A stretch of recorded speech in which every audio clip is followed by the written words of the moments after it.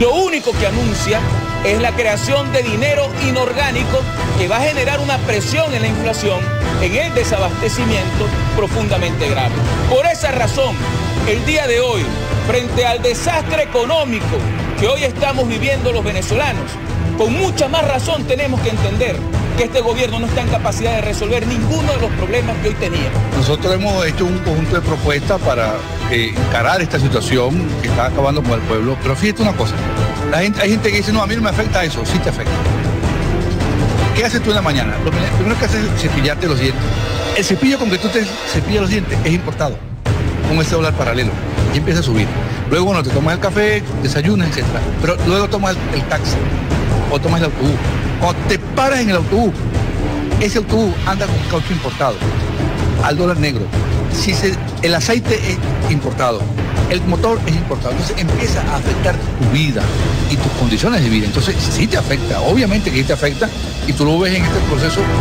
Yo lo califico de ruina, porque es una ruina generalizada que vive el país. ¿Qué podemos hacer? Bueno, hay una respuesta digamos, fundamental, que es cambiar el modelo económico y cambiar el gobierno. Yo soy de la tesis, y si no cambiamos el modelo económico y el gobierno, no hay solución a la crisis.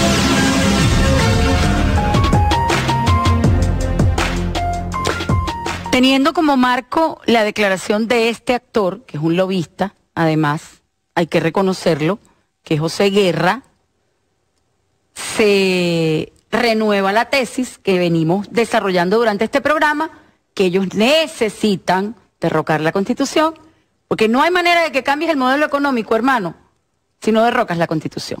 Su gran problema y el escudo para defendernos de un modelo neoliberal salvaje en Venezuela es la Constitución. Por eso ustedes necesitan de la conspiración internacional para derrocar la Constitución y el modelo económico establecido en ella. Manuel, seguimos en el relato. La oligarquía se identifica con los amos, y los amos no dan cuenta, mandan. Claro. Y esa es su filosofía. Esa es la filosofía que, si seguimos viendo las láminas, vamos a verlas. Vamos a seguirlas viendo. Esa es la filosofía, por ejemplo, de Lorenzo Mendoza, ¿no? Del Club Bilderberg. Vamos a empezar por los de arriba. El Club Bilderberg, que es una inspiración de la familia Rockefeller, la familia Rothschild, y está soportada por sus grandes empresas como ExxonMobil, que es la mayor petrolera del mundo, la ConocoPhillips. Tenemos que esto está metida en Guyana. Está metida en Guyana. A eso vamos a ir un poquito más adelante. No, yo sé, ya vamos para allá. Que ellos dominan el Fondo Monetario Internacional, el Banco Mundial, y dominan totalmente lo que se llama el Wall Street, la gran bolsa de Nueva York. Que es la especulación. Que es la especulación a través financiera. De acciones, sí. Es decir, la especulación financiera, los actores financieros. Lo vamos a ver más claro en otra lámina. Okay. Pero entonces tenemos la oligarquía venezolana representada por Lorenzo Mendoza, la familia Mendoza, de todo ese emporio de Polar, que cuando nosotros investigamos mucho más profundamente, encontramos que Alimentos Polar no es propiamente de la familia Mendoza. El mayor accionista de Alimentos Polar es el banco Credit Suisse, en una maniobra financiera muy hábil que ellos mismos hicieron, porque desde los años 80, ellos, siendo propietarios del Banco Provincial, compraron bancos en España hasta tener la capacidad total de tener el Banco Argentaria, el Banco Bilbao, el Banco Vizcaya, y tener el consorcio Bilbao-Vizcaya-Argentaria, que adquiere, en la investigación se ha demostrado que adquieren el Credit Suisse, que es un banco inversor mundial, gran paquete accionario del Credit Suisse. Por eso el Credit Suisse es el dueño mayoritario de Alimentos Polar, el mayor accionista. O sea, que eso no es una empresa nacional. Y él se vende como el empresario exitoso. No, los grandes accionistas son el Credit Suisse y otra empresa también internacional con sede en Holanda, ND, o sea, con siglas ND. Entonces tenemos por otro lado al señor Cisneros. Pero ¿quién es el señor Cisneros? Hay que demostrar que el señor Cisneros es hijo de Diego Cisneros. Pero ¿quién era Diego Cisneros? Diego Cisneros era un viejo empleado de Rockefeller en Cuba, que Rockefeller se lo trae para Venezuela porque la familia Phelps empieza a tener medios de comunicación, empieza a tener el almacén americano, empieza a vender corotos, y Rockefeller, que es petrolero, pero que también vende corotos con Sears, se trae a Diego Cisneros para montar Sears, y después de Sears, aquella legendaria tienda por departamento que cambió el nombre a Maxis después, y montan CADA, la compañía anónima distribuidora de alimentos, la gran CADA. Eso era una empresa de Rockefeller. Hay que recordar que Diego Cisneros es el representante comercial de Rockefeller, porque el representante legal de Rockefeller era Pedro Tinoco. Y Pedro Tinoco es presidente del Banco Central de Venezuela. Siempre en todos los gobiernos fue o presidente del Banco Central o ministro de Hacienda. Sí. Entonces tenemos empleados de Rockefeller, el escritorio Tinoco Planchard es el representante de las empresas de Rockefeller en Venezuela. De hecho, son los representantes visibles del Banco Latino. Hay que recordar que el Banco Latino... Ellos lo quebraron. Lo quebraron ellos mismos. Recibieron el subsidio del Estado y entonces, también se tomaron ese dinero. El enemigo de Cisneros era Phelps, pero Gustavo Cisneros se casa con Patricia Phelps. Entonces su hija, ahora Adriana Cisneros Phelps, unifica a las dos familias y acaba de asumir la cabeza, CEO, la dirección del grupo empresarial. Por otro lado tenemos a la señora Radonsky. Mónica Radonsky es representante de la industria cinematográfica en toda América Latina. América Latina significa desde el Río Grande hasta la Patagonia. Y tenemos que en esa foto oscura aparece Enrique Capriles García. Enrique Capriles García, ¿por qué aparece en esa foto oscura?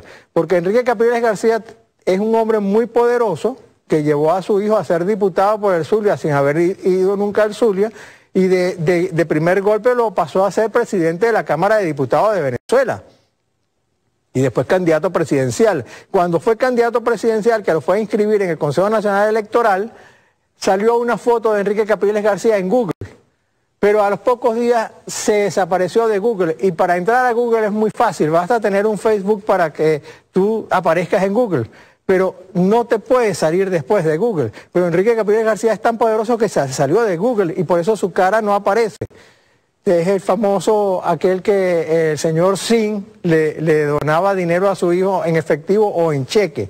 Pero dentro de todos estos enemigos, también tenemos enemigos internos. Tenemos enemigos internos que son cómplices del bachaqueo, del contrabando, de los cupos de Cadivi. Tenemos enemigos internos que dejan que la libre circulación de la moneda se vaya hacia Colombia para hacer negocios. Ese es otro frente de ataque. Ese es otro frente de ataque. Es otro frente de ataque, al igual interno. Que... Interno. Además del externo. Además, eso fue Tony Bosa aclara que ese es el Plan Colombia financiero, lo que nos están aplicando. Además, esas son las imperfecciones dentro del proceso, porque muchos de los actores son con franela roja. Sí. Entonces hay que tener muy claro que eso hay que identificarlo, y para eso la Contraloría... Para poderlo exactamente. Pero entonces tenemos actores operacionales petroleros. Tenemos Humberto Calderón Berti con la empresa Vetra, que es una empresa de manejo de millones de barriles de petróleo. Con Alberto Quiroz Corradi, ambos fueron presidentes de Petróleos de Venezuela. Quiroz Corradi falleció hace poco, pero Humberto Calderón Berti tiene una de las fortunas más grandes del mundo, y nadie se explica de dónde. Y tenemos entonces a Ronald Pantin y Luis Justi, que son Pacific Rubiales. Todo ese grupo fue directivos de Petróleos de Venezuela, y se llevaron la tecnología y se llevaron los secretos de Petróleos de Venezuela. Eso es una traición a la patria. Y todos ellos están apoyados por Conindustria, por Fedecámara, por Benancham, por Consecomercio, por Beneconomía. Y todos ellos además están soportados internacionalmente actualmente por los actores operacionales que son banqueros prófugos: Elio Cedeño, Pedro Torres Filiberto, Guillermo Zuluaga, Gonzalo Tirado, Nelson Meserali, apoyados por Ricardo Hausmann, que fue uno de los ministros de Carlos Andrés Pérez. Pero tenemos otros actores operacionales que son los que salen en los medios de comunicación. Tenemos a Maxim Rojo, José Vicente Carrasquero, Luis Vicente León, Robert Botón, Rafael Alfonso Hernández, López Mendoza, que también es tío de Antonieta Mendoza, Gustavo Rosen, que fue ministro de Educación. Son numerarios, todos estos son numerarios del Opus Dei. José Guerra, que lo vimos ahorita en unas declaraciones, Pedro Palma, Orlando Ochoa, Asdrúbal Olivero, Jorge Roy. El papá de Jorge Roy es fundador, vino a Venezuela como una especie de misionero, encabezado por José María Escrivá de Balaguer. es fundador del Opus Dei aquí en Venezuela junto con Aristides Calvani, Francisco Martínez, Asdrúbal Aguiar. Asdrúbal Aguiar es muy particular porque hay que recordar la voladura del avión cubano, que implica a Luis Posada Carriles y a Orlando Bosch. ¿Y quién es el abogado de Posada Carriles y de Orlando Bosch? Raymond Aguiar, el escritorio Aguiar. El escritorio Aguiar al cual pertenece Asdrúbal Aguiar, miembro del Opus Dei y que es todas partes buscando las firmas de los presidentes, expresidentes para atacar a Venezuela. Un lobista. Un lobista como esto cuesta mucho dinero, viajar por el mundo. ¿De dónde saca Lilian Tintori tanto dinero para viajar por todo el mundo? Estar hoy en Washington y mañana en Madrid. ¿De dónde saca tanto dinero? Bueno, porque tienen fuentes de financiamiento. Ahí vemos al jefe de la Embajada Norteamericana en Venezuela con Antonieta Mendoza. Ahí vemos el staff de la Embajada Norteamericana que financian. Rajoy le entregó la nacionalidad española a la familia López Mendoza. Ahí vemos el día que se fue a entregar Leopoldo López, lo vemos con Pérez Venta, el descuartizador. Y esto cuesta mucho dinero. Ahí vemos a estas payasas en el Vaticano. Y entonces, bueno, yo la verdad es que nuestra investigación sigue avanzando. Sí, eso lo sabemos y vamos a continuar explicándole a nuestro público, el que nos está viendo y al que nos está oyendo, porque además hay gente que nos ha estado escuchando y nos ha estado siguiendo por otros medios, a que nos acompañe. Vamos a hacer un corte y regresamos para mostrar algunas cosas más de esta investigación tan interesante de Manuel Pérez Iturbe. Ya venimos. Aquí no hay planes ni de retroceso ni de rendición. Los planes son para avanzar en lo político, en lo moral, en lo organizativo, en lo económico. Yo lo dije bastante este año. Si algún día la derecha fascista, que se cree con el apoyo de una derecha decadente, corrupta como la brasilera y la argentina, si algún día intentaran algo contra mí, ustedes ya tienen la orden de lanzarse a las calles y tomar el poder político total para siempre y radicalizar la revolución bolivariana para que hagamos historia otra vez en América, más allá de los límites de lo que conocemos hoy. ¿Ustedes están dispuestos? ¿Preparado? Yo quiero paz. Llamo al diálogo a la derecha, pero lo primero es el diálogo con el pueblo que lucha, que ama, que sonríe, que sufre y que tiene su esperanza. Y así como estoy preparado para la paz constitucional, estoy preparado para cualquier batalla que tengamos que dar, porque Venezuela no se entrega, Venezuela no se arrodilla, Venezuela no se rinde.